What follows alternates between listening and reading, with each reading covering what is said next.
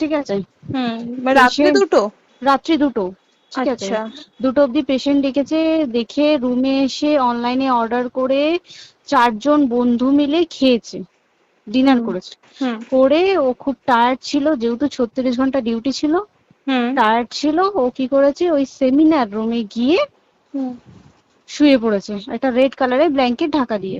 হুম কিন্তু তারপরে মানে সেমিনার রুমে এমনি কি তোমাদের ওরকম সেমিনার রুমে টুমে ঘুমানো হয়? মানে আমি যদিও কোনো আইডিয়া নেই, ওই জন্য জিজ্ঞেস করছি। না, এবার একটা রেসিডেন্টের ডক্টর রুমস থাকেই, আচ্ছা। বুঝতে পেরেছিস, তারপরেও সেমিনার থাকে। এবার হুম। সেমিনারে একটা বেড থাকে, আর আচ্ছা ডক্টরস রুমে 2টো 3টে, যেরকম বড় ঘর হবে সেরকম বেড পাতা থাকে। আচ্ছা আচ্ছা। মেনলি ডক্টরস রুমে শোয়ার কথা, ঠিক আছে। হুম হয়েছিল কি, ওকে বডিটা পাওয়া গেছে সেমিনার রুমে, হুম কিন্তু ঘুমাচ্ছিল ডক্টরস রুমে। যে হুম রুমটা তোর এখন ভাঙা হয়েছে, দেখেছিস রুমটা ভেঙেছে, হুম হুম হুম হুম একটা ভিডিও ঠিক দেখছিলাম। বাথরুমের পাশেই, হুম ঠিক আছে, মানে বাথরুমটাকে অজুহাত দিয়ে হুম ওই রুমের দেয়ালটা ভেঙে দিয়েছে।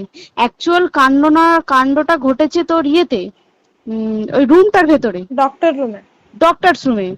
ডক্টরস রুমে ঘটনাটা ঘটেছে, ওই বডিটাকে তো ডক্টর ধস্তাধস্তি। রুমে ওই দিন আর কেউ ছিল না, খালি মানে অনলি ওই দিদিটাই ঘুমোচ্ছিল? হ্যাঁ, এবার তোকে আমি বলি, অন কলে নিশ্চয়ই একজন থাকবে না, ওরা হুম জুনিয়র সিনিয়র মিলিয়ে থাকে, এমনকি থার্ড ইয়ার একজন থাকবে, সেকেন্ড ইয়ার একজন থাকবে, হুম প্লাস ফার্স্ট ইয়ারের ইন্টার্নশিপরা যারা থাকে তারা ইন্টার্নরা থাকে। হুম আর চেস্ট এমন একটা ওয়ার্ড হচ্ছে, কোভিড এর পর থেকে প্রায় হামেশাই সবার শ্বাসকষ্ট হচ্ছে, মানে আসছে মানেই শ্বাসকষ্ট হচ্ছে। হুম আর চেস্ট ওয়ার্ড আর চেস্ট মেডিসিন দুটোই হুম পাশাপাশি ওয়ার্ড, হুম ঠিক আছে। হুম তো কেউ কি শুনতে পায়নি? কেউ শুনতে পায়নি। হ্যাঁ, ওটাই তো আমি ওই দিনকে ওটাই ভাবছিলাম এবার যে। দেখ, ধস্তাধস্তি করাতে একটা নিশ্চয়ই চিৎকার হয়, একটা ভাইলেন্ট হয়, হুম হুম বুঝতে পেরেছিস। হুম তারপরে আবার কি, যে 4জন ওর সাথে খেয়েছে তারা কোথায়, তারা কেন মিডিয়ার সামনে আসছে না? হুম তাই ঠিকই তো, তো। তারা কেন আসছে না? তোমার ওই এক- দিন ডিউটি ছিল না রাতে? ওই দিনকে আমি নাইটে ডিউটি করছিলাম, আচ্ছা। আমি নাইটে ডিউটি করে এসেছি, আমার লাস্ট নাইট ছিল। তো হুম আমার তো 3 দিন নাইট থাকে, তিন হুম দিন নাইট থাকার পর লাস্ট নাইট ছিল, লাস্ট নাইটের পর বুধবার আমার লাস্ট নাইট, বুধবার রাতে ঘটনাটা ঘটেছে। হুম আমি বাড়িতে এসেছি, রীতিমতো বাড়িতে এসে শুয়ে পড়েছি। 3টের সময় আমার কাছে ফোন এসছে যে সবাইকে ডেকে পাঠিয়েছে, ইমিডিয়েট আয়। হুম তখন গিয়ে দেখি আরজিকরে এই অবস্থা, পুরো গোটা হাসপাতালকে ডেকে পাঠিয়েছিল। सीख लिया टेक्निकल एनालिसिस, यूज कर लिया moving average, MACD, RSI, Bollinger band, price action, candlestick सब यूज कर डाला, और कोई नई टेक्निक पता चले तो वो भी चार्ट पे लगा लो जाके। क्या हुआ? গিয়ে দেখি পুলিশ ছয়লা, মানে, আর ওকে যেভাবে, আমি তো বডিটা দেখেছি রে, মানে হুম আমাদের হুম হুম এখনো পর্যন্ত চোখ থেকে নামছে না। রীতিমতো মনে হচ্ছে মেয়েটা যেন আমাদের পাশে পাশে ঘুরছে, হুম একদম হুম হুম এরকম, মানে মানে অদৃশ্যমান, মানে আমরা এরকম ভাবতে পারছি না যে এরকম ভূত হুম থাকে বা একটা স্পিরিট থাকে বা কিছু। এখন আমরা বুঝতে পারছি না, ওর আত্মাটা এখনো ঘুরছে আমাদের আশেপাশে। দেখ, ওর আমার তলাটায় না, কিন্তু ওর থেকে ও থাকে 4তলায়, 4তলায় ঘটনাটা ঘটেছে, ঠিক 2টো ফ্লোর নিচেই আমি থাকি, আমার আচ্ছা। রুমটা, ঠিক আছে। কিন্তু তাও আতঙ্কে আমরা মানে একদম স্তব্ধ হয়ে গেছে আরজিকরটা। কিন্তু ব্যাপারটা হচ্ছে, তাহলে ডক্টর রুম থেকে ওকে সেমিনার রুমে নিয়ে যাওয়া হয়েছে? হ্যাঁ, অবশ্যই নিয়ে যাওয়া হয়েছে। এবার দেখ, নিয়ে যাওয়া হয়েছে, ওকে যেভাবে মারা হয়েছে, এটা একার পক্ষে সম্ভব অসম্ভব, না দিস একদম। Is a impossible. পুরোপুরি গ্যাং রেপ ছাড়া কোনো কিছু নয়। আর শুধুমাত্র রেপ নয়, রেপ হলো, করলো, ছেড়ে দিল, ঠিক আছে, ওকে রীতিমতো মার্ডার করেছে। মানে মানে হিসেব মতো যা বুঝছি মানে তোমার কথাতে, হ্যাঁ, ওটা হচ্ছে ওর ওই বন্ধু বান্ধব মেবি ইয়েস, জড়িত। এক্স্যাক্টলি।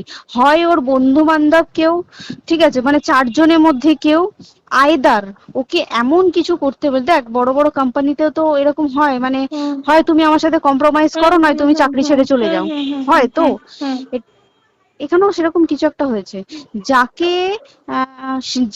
যে ক্রাইম করেছে, সেও কিন্তু নর্মাল ডক্টর নয়, কিন্তু সেও একটা ভালো পোস্টে র্যাঙ্ক করছে, বুঝতে পেরেছিস, তবেই কিন্তু পুরো ব্যাপারটাকে হসপিটাল চেপে যেতে চাইছে, পুরো ব্যাপারটাকে। তাহলে এই সিভিক যে, ও কোথা থেকে আসছে?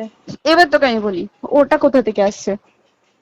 আমাদের প্রিন্সিপাল চেঞ্জ হয়ে গেছে, ডেপুটি সুপার চেঞ্জ হুম হয়ে গেছে, তারপরে আমাদের ওই অ্যাসিস্ট্যান্ট সুপার চেঞ্জ, সব চেঞ্জ হয়ে গেছে। হুম তারপরে যে ওয়ার্ডের ডাক্তাররা ছিল, সিস্টাররা ছিল, ওয়ার্ড বয়রা ছিল, মাসিরা ছিল, সবাইকে ডেকে এখন হুম সাসপেন্ড করা হয়েছে। হুম তারা কোথাও যেতে পারবে না, রোজ গিয়ে কোর্টে গিয়ে দেখা করছে। আজকেও কোর্টে গেছিল সবাই।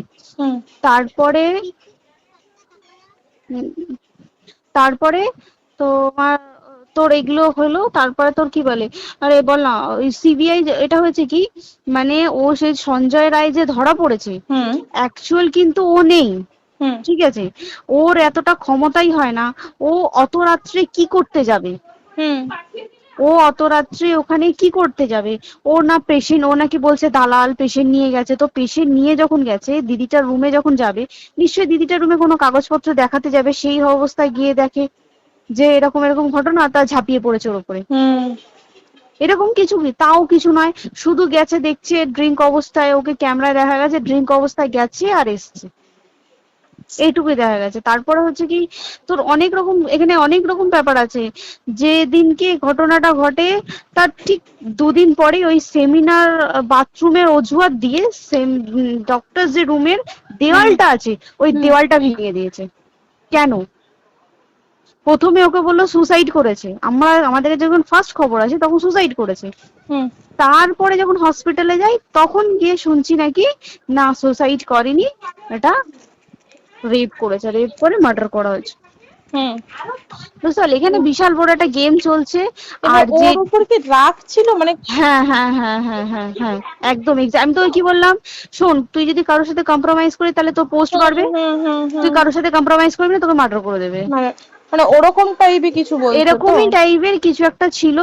আইদার খুব রাফ, মানে খুব রাগ, খুব মানে খুব ওর উপরে খুব ফ্রাস্ট্রেশন ছিল, যারই ছিল খুব ফ্রাস্ট্রেশন ছিল।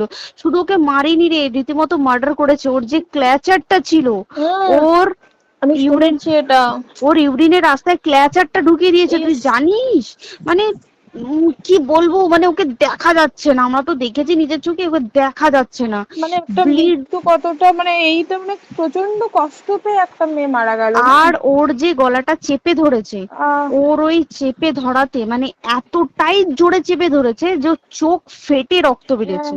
ছি, ছি, ছি। বুঝতে পেরেছিস? মানে মানে কি বলতো, যদি ধরা পড়ে না, উচিত মানে যারা এটার সঙ্গে দায়ী না আর এই ওদের। যে সিবিআইটা হয়েছে, সিবিআইটা একমাত্র আমাদের জোরেতেই সিবিআইটা এসছে। মানে হুম আমরা ওই সঞ্জয় রায় একার পক্ষে সম্ভব না এইসব। তারপরে পোস্টমর্টম রিপোর্টে তুই জানিস, ওই আমাদের ভাজাইনা থেকে 150 গ্রাম স্পার্ম বেরিয়েছে। ইস, পোস্টমর্টম রিপোর্ট, 150 গ্রাম স্পার্ম, মানে বুঝতে পারছিস? Hmm not a calculated, minimum, minimum কম করে 6 থেকে 7 জন করেছে ওকে rape।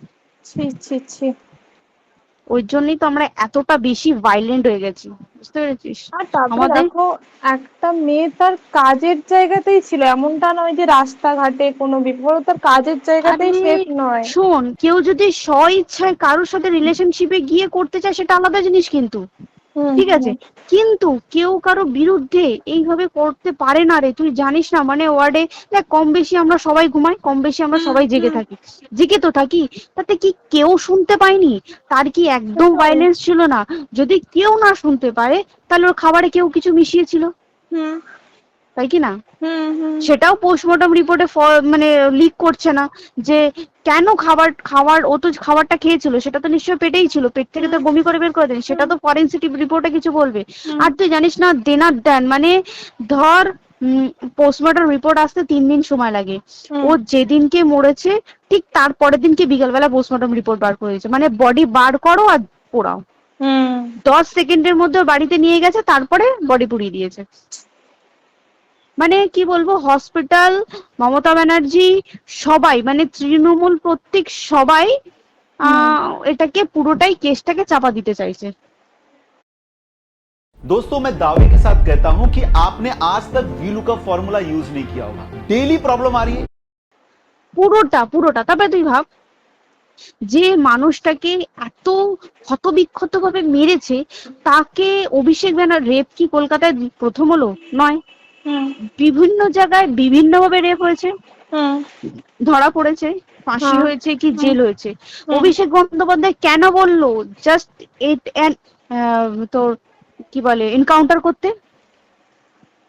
মানে কি সঞ্জয়কে যদি এনকাউন্টার করে পুরো কেসটা চাপা পড়ে যাবে, পুরো কেসটা চাপা পড়ে যাবে একদম। স্টুডেন্টরা ঠান্ডা হয়ে যাবে, হুম। আর আমরা সেটা মানবো না, আমরা সেটা হতেই দেব না।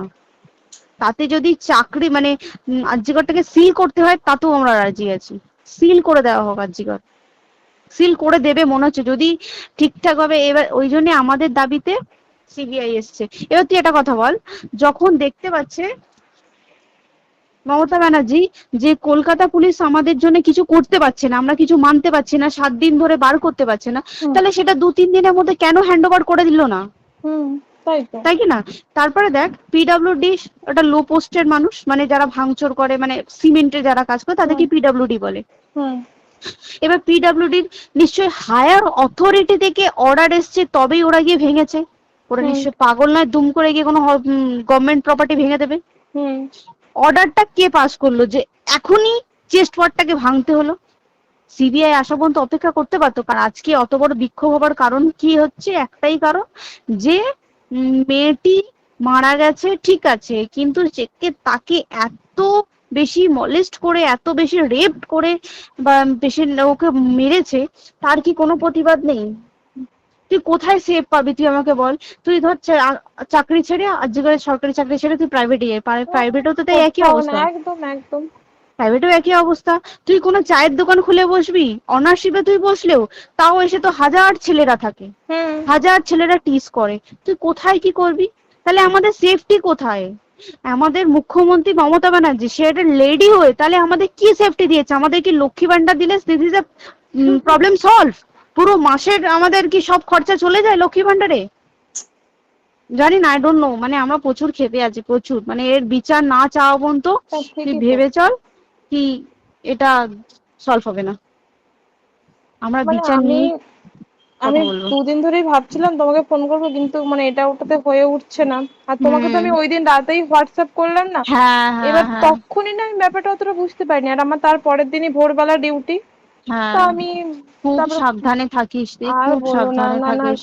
হ্যাঁ তাই তো, এখন মানে তোমরাও সাবধানে থাকো সবাই। কি বলবো বল, কিছু বলার নেই। দেখ আমাদের মধ্যবিত্ত মানুষরা, আমাদের চাকরি করে খেতেই হবে, সোজা কথা, একদম। তাই কিনা বল? বাবা এত পুঁজি নেই যে বসে বসে খাবো, ঠিক আছে? সেই মেন্টালিটিও নেই, পুঁজি যদিও থাকে মেন্টালিটিও নেই বাবার পুঁজিতে খাবে। এবার একটা কথা তুই বল, চাকরিটা কোথায় গিয়ে করবো তুই একটা বল? কোন স্টেটে গিয়ে চাকরি করবো তুই আমাকে বল? ওই যেমন মানে এটা হয়তো আমার মা যেমন বাড়ি থেকে 7টার মধ্যে ঢুকে যাও, দিদিকে তো ধরো অনেক রাত অব্দি 9টা 9:30 10টা অব্দি ল্যাবে থাকতেই হয় না। এবার তুই কি করবি বল, কি করবি? বলো তো এখন কিছু করার আছে? দেখ ল্যাবেও তো সব ছেলেরা আছে, ছেলে আছে, মেয়ে আছে, তুই কাকে বারণ করবি? তুই কাকে বিশ্বাস করবি? তুই বল, তুই ধর কলিগদের সাথে খেতে বসেছিস, ঠিক আছে, তোর টিফিনটা যদি কেউ চাইলো তুই তাকে না দিয়ে পারবি? না, একদমই। আর কার মনে যে কি আছে সেটাই তো কি বলবি বল? এবার তুই বল, খাবারটা যে খাবি, তোর টিফিন কেউ চাইলো বা তোকে যদি কেউ বললো একটু একটু খা, যেমন আমরা শেয়ারে হয় স্কুলে যেটা আমাদের শিখে এসেছি, যেটা হয় স্বাভাবিক, এটা সবারই এটা তো হয়। স্বাভাবিক। তুই বল তাতে যদি এরকম অবস্থা হয় তাহলে কি করবে মানুষ, তুই আমাকে বল?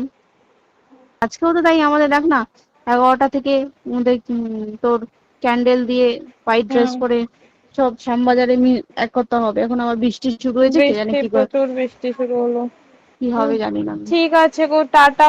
হ্যাঁ চল টাটা। হুম।